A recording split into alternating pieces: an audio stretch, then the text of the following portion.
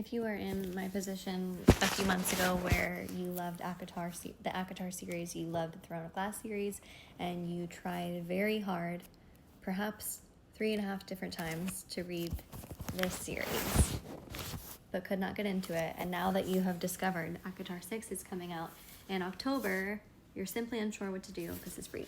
Terrible news, and that news is that I still don't love this series. I just closed the final page on the final book of the series. I think this is the final book of the series. I don't know, correct me if I'm wrong. And I don't love it. However, you definitely have to read it before ACOTAR 6. I don't know how, and I was a big, firm believer in saying that there was no way, why would I have to read a series that I don't connect with? I don't like it at all. Why should anyone have to read the series before ACOTAR 6? That makes absolutely no sense. I don't really care about Easter eggs. But this is so much more than just Easter eggs. I don't want to spoil anything for you, but I don't see how you can read ACOTAR 6 without reading this series. And that's grim news, I understand. For me, I'm someone who likes to read fantasy because it takes me out of the present world. I don't read modern romance stories because I don't want to hear about Ken the contractor and the romance that he had between his next door neighbor, Shirley. I need to be completely removed of modern day world, of modern day life, of all of my worries and joys and everything. When I read, I want to be immersed.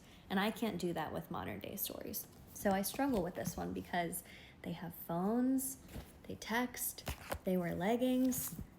I don't know. I also feel like when someone is just using the F word just to use the F word, and it gets really annoying because it's like you can tell they're using the F word just to use the F word, and it's like they're just being abrasive to be abrasive. I felt like that was a lot of the characters in these books.